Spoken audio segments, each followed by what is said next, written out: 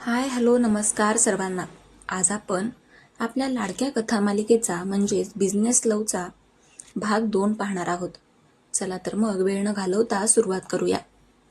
कालच्या त्या वादळी पावसानंतर मुंबईची सकाळ काहीशी संथ वाटत होती, पण आर.के. एम्पायरच्या मुख्यालयात मात्र युद्धाचं वातावरण होतं. रितेश कुलकर्णी आपल्या 15व्या मजल्यावरच्या केबिनमध्ये उभा राहून बाहेरच्या शहराकडे बघत होता. त्याच्या हातात ब्लॅक कॉफीचा मग होता आणि डोक्यात फक्त कालचा तो अपमान फिरत होता. 500 कोटींचं प्रोजेक्ट आणि त्यात भागीदारी, तेही त्या अवनी देशपांडे सोबत. रितेशला हे सत्य पचवणं कठीण जात होतं. सर, ती आली आहे, साहिलने केबिनचा दरवाजा हळूच उघडून सांगितलं. रितेशने मागे वळून पाहिलं सुद्धा नाही. तिला कॉन्फरन्स रूममध्ये बसव, मी 5 मिनिटात येतो.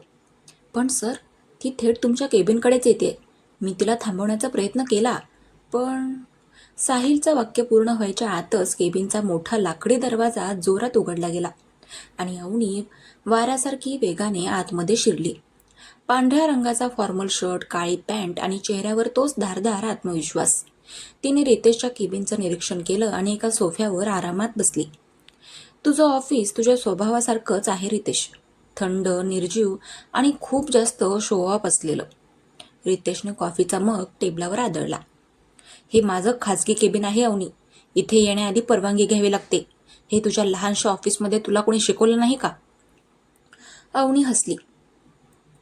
आपण आता पार्टनर आहोत रितेश, आणि पार्टनर्सना परवानगीची गरज नसते. शिवाय मला तुझा वेळ वाया घालवायला आवडत नाही. काम सुरू करायचं आहे तर बोल, कुठून सुरुवात करायची? रितेश तिच्या समोरच्या खुर्चीवर बसला. त्याने एक फाईल तिच्या समोर फेकली. सुरुवात इथून होईल. या अटी आहेत. या प्रोजेक्टचे सर्व आर्थिक निर्णय मी घेईन. मजुरांची टीम माझी असेल. तू फक्त डिझाईनवर लक्ष द्यायचं आणि त्यातही मला बदल हवे असतील तर ते तुला करावे लागतील. थोडक्यात सांगायचं तर तू फक्त कागदावरची पार्टनर असशील, प्रत्यक्षात सत्ता माझीच असेल. अवनीने ती फाईल हातातही घेतली नाही. तिने सरळ रितेशच्या डोळ्यांमध्ये पाहिलं. स्वप्न बघणं सोडून दे रितेश, मी इथे तुझी असिस्टंट म्हणून आलेली नाहीये. डिझाईन माझं असेल तर फायनल कॉलही माझाच असेल. आणि राहिला प्रश्न पैशांचा, तर हिशोब चोख राहिला तरच हे नातं, ही पार्टनरशिप टिकेल. मला तुझे नियम मान्य नाहीत. दोघांमध्ये पुन्हा एकदा ठिणग्या उडू लागल्या. साहिल आणि अवनीची मैत्रीण रिया बाहेर उभे राहून एकमेकांकडे हताशपणे बघत होते. आतून येणारे मोठ्या आवाजातील संवाद ऐकून अख्खं ऑफिस स्तब्ध झालं होतं. रितेश कुलकर्णीला आजवर कोणीही असं उलट बोलण्याची हिंमत केली नव्हती. बघ अवनी, मला उगीच वेळ घालवायला आवडत नाही, रितेश ओरडला. जर तुला या प्रोजेक्टमध्ये राहायचं असेल तर तुला माझ्या पद्धतीने वागावं लागेल. हे आर.के. एम्पायर आहे, इथे फक्त माझा शब्द चालतो. अवनी उभी राहिली आणि टेबलावर झुकून रितेशच्या अगदी जवळ गेली. आणि ही अवनी देशपांडे आहे. जिथे ही उभी राहते तिथे नियम बदलावे लागतात. तुला जर वाटत असेल की तू मला घाबरून काम करून घेशील तर तू चुकीच्या माणसाशी नडतोयस. उद्यापासून मी माझं वेगळं युनिट इथेच या ऑफिसच्या एका बाजूला सेट करते. आपण एकाच प्रोजेक्टवर काम करू, पण तुझ्या आणि माझ्यामध्ये एक रेष असेल, ती ओलांडण्याचा प्रयत्न करू नकोस. अवनी तिथून तावातावाने बाहेर पडली. रितेशने रागाच्या भरात टेबलावरचा पेपरवेट उचलून काचेच्या भिंतीवर मारला. काचेला तडा गेला, पण रितेशचा राग शांत झाला नाही. दुपार झाली होती. ऑफिसमध्ये आता 2 गट पडले होते, एक रितेशची टीम आणि दुसरी अवनीची टीम. लंच टाईममध्ये रितेश कॅन्टीनमध्ये गेला असता त्याला दिसलं की अवनी तिच्या टीमसोबत बसून हसत खेळत जेवण करत आहे. तिच्या टीममधले लोक तिच्याशी खूप मोकळेपणाने वागत होते. रितेशला हे बघून नवल वाटलं, कारण त्याच्या ऑफिसमध्ये सगळे त्याला फक्त घाबरूनच असायचे. साहिलने विचारलं, काय झालं रितेश, तिकडे काय बघतोयस? काही नाही. ही मुलगी इतकी साधी कशी काय असू शकते?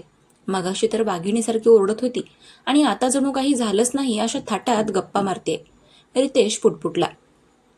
कदाचित तिला काम आणि वैयक्तिक गोष्टी वेगळ्या ठेवता येत असाव्यात, जे तुला कधीच जमलं नाही, साहिलने टोमणा मारला. रितेशने त्याच्याकडे रागाने पाहिलं आणि जेवण न करताच तिथून निघून गेला. पण त्याच्या मनात काहीतरी शिजत होतं. त्याला अवनीला अशा ठिकाणी हरवायचं होतं जिथे ती सर्वात जास्त कमजोर होती, तिच्या कामात. संध्याकाळी पहिली ऑफिशियल मीटिंग ठरली होती. प्रोजेक्टचं नाव आणि लोगो ठरवायचा होता. रितेशने आधीच एक लोगो तयार करून ठेवला होता, जो खूप कॉर्पोरेट आणि बोल्ड होता. मीटिंग सुरू झाली. रितेशने मोठ्या स्क्रीनवर आपला लोगो दाखवला. हे आपल्या प्रोजेक्टचं नाव असेल, कुलकर्णी हाईट्स, आणि हा लोगो सत्तेचं प्रतीक आहे. अवनी जोरात हसली. कुलकर्णी हाईट्स? रितेश, आपण एखादा जुना वाडा नाही बांधत आहोत. हे मॉडर्न प्रोजेक्ट आहे. आणि तुझा लोगो असा वाटतोय की एखाद्या बँकेचं चिन्ह आहे. यात जिवंतपणा कुठे? तिने आपला लॅपटॉप कनेक्ट केला आणि एक सुंदर निळ्या आणि पांढऱ्या रंगाचं डिझाईन दाखवलं. नाव असेल द स्काय ॲप, आणि हा लोगो आकाशाकडे झेपावणाऱ्या पक्षासारखा आहे. लोकांना तिथे राहिल्यावर स्वातंत्र्य वाटलं पाहिजे, दडपण नाही. पुन्हा एकदा वादाला तोंड फुटलं. रितेशला आपलं नाव हवं होतं, तर अवनीला तिचं विजन. बोर्ड मेंबर्स हवालदिल झाले होते. पुरे करा, एका सिनियर बोर्ड मेंबरने म्हटलं. तुम्ही दोघं लहान मुलांसारखे भांडत आहात. जर उद्या सकाळपर्यंत तुम्ही एका नावावर आणि एका लोगोवर सहमत झाला नाहीत, तर हे प्रोजेक्ट आम्ही रद्द करू. आणि मीटिंग संपली. सगळे निघून गेले. पण रितेश आणि अवनी अजूनही तिथेच बसून होते. हॉलमध्ये आता फक्त ते दोघेच होते आणि बाहेर पावसाची रिमझिम सुरू झाली होती. तू हार का नाही मानत अवनी? रितेशने शांतपणे विचारलं. त्याच्या आवाजात यावेळी राग कमी आणि कुतूहल जास्त होतं. अवनीने आपल्या फाईल्स आवरल्या. कारण हार मानणं माझ्या रक्तात नाहीये रितेश. मला माहीत आहे की माझं काम आणि माझं डिझाईन चांगलं आहे. तू फक्त तुझ्या नावासाठी अडून बसला आहेस. बिझनेस हा नावावर नाही तर कामावर चालतो. रितेश खुर्चीवरून उठला आणि खिडकीपाशी जाऊन उभा राहिला. माझ्यासाठी हे नाव फक्त माझं नाहीये. माझ्या वडिलांचं स्वप्न होतं हे. त्यांना या शहरात एक अशी इमारत हवी होती जी त्यांच्या नावाने ओळखली जाईल. अवनी काही वेळ गप्प राहिली. तिला रितेशच्या डोळ्यांमध्ये पहिल्यांदाच थोडी हळवी बाजू दिसली. ती त्याच्या जवळ गेली. स्वप्न बघणं चुकीचं नाहीये रितेश, पण वडिलांचं स्वप्न पूर्ण करताना दुसऱ्याच्या कल्पकतेचा बळी देऊ नकोस. आपण एक मध्यमार्ग काढू शकतो का? रितेशने वळून तिच्याकडे पाहिलं. अवनीचा चेहरा पावसाच्या त्या मंद प्रकाशात खूप शांत दिसत होता. तिच्या डोळ्यांमध्ये एक प्रकारची चमक होती, जी रितेशला क्षणभर विचलित करून गेली. मध्यम मार्ग म्हणजे काय? रितेशने विचारलं. नाव आपण आर.के. स्काय ठेवूया. तुझं नावही राहील आणि माझं व्हिजनही. आणि लोगो आपण दोन्ही मिळून पुन्हा डिझाईन करू, अवनीने सुचवलं. रितेशने थोडा विचार केला. त्याला तिचं म्हणणं पटलं होतं, पण त्याचा इगो त्याला लगेच हो म्हणून देत नव्हता.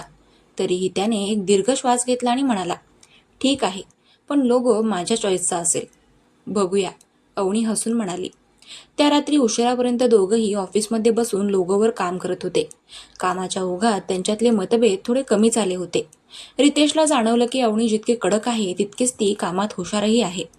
काम करता करता अवनीचा हात चुकून रितेशच्या हाताला लागला. दोघांमध्ये एक विजेचा करंट गेल्यासारखं झालं. रितेशने लगेच आपला हात मागे घेतला आणि अवनीने खाली पाहिलं. हवेतील तणाव आता रागाचा नव्हता, तर काहीतरी वेगळ्याच भावनेचा होता. पण हे प्रेम नव्हतं, ही फक्त एक सुरुवात होती. दोन टोकांचे विचार जेव्हा एकत्र येतात तेव्हा संघर्ष तर होणारच. दुसऱ्या दिवशी सकाळी जेव्हा बोर्डासमोर त्यांनी आर.के. स्काय हे नाव आणि एक अप्रतिम लोगो सादर केला, तेव्हा सगळे अवाक झाले. कोणालाही विश्वास बसत नव्हता की ही दोन भांडखोर माणसं एकत्र येऊन एवढं चांगलं काम करू शकतात. पण हे सुख फार काळ टिकणारं नव्हतं. प्रोजेक्टच्या साईटवर भूमिपूजन होतं आणि तिथे रितेशने एक अशी चाल खेळली ज्यामुळे अवनी पुन्हा एकदा त्याच्यावर भडकली. रितेशने अवनीला न सांगताच मीडियामध्ये फक्त स्वतःच्या नावाचे बॅनर लावले होते. जेव्हा अवनी साईटवर पोहोचली आणि तिने ते बॅनर पाहिले तेव्हा तिचा पाराच चढला. ती थेट रितेशकडे गेली, जो स्टेजवर हार स्वीकारत होता. तिने माईक हातात घेतला आणि सर्वांसमोर काहीतरी असं म्हटलं की रितेशच्या पायाखालची जमीनच सरकली. या प्रोजेक्टचा पाया अजून रचला गेलेला नाहीये आणि मिस्टर रितेश यांनी स्वतःचं श्रेय लाटायला सुरुवात केली आहे. पण लक्षात ठेवा, हा प्रोजेक्ट जितका रितेश कुलकर्णींचा आहे तितकाच तो अवनी देशपांडेचाही आहे. आणि इथून पुढे जर माझं नाव डावललं गेलं तर मी हे प्रोजेक्ट याच क्षणी थांबवेन. मीडियाचे कॅमेरे फ्लॅश होऊ लागले. रितेशचा चेहरा रागाने काळा निळा पडला होता. त्यांनी अवनीचा हात पकडला आणि तिला बाजूला नेलं. तुझी हिंमत कशी काय झाली माझा सर्वांसमोर अपमान करण्याची? तो ओरडला. तुझी हिंमत कशी झाली माझं नाव बॅनरवरून हटवण्याची? अवनीने सुद्धा तितक्याच जोरात उत्तर दिलं. आता दोघंही पुन्हा एकदा समोरासमोर उभे होते. दुश्मनी संपली नव्हती, तर ती आता अधिक जहरी झाली होती.